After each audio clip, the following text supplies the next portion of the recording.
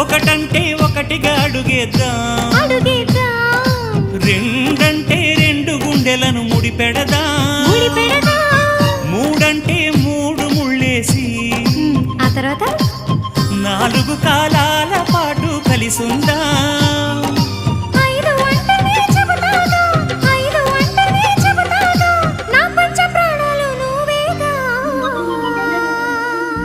అమ్మావు ఇల్లు ఈగ చదివానాడు, ప్రేమ వలపు మనసు మమత చదివాయినాడు, ఇంకా ఏదో చదవాలంటూ పెదవి కోరుతోంది.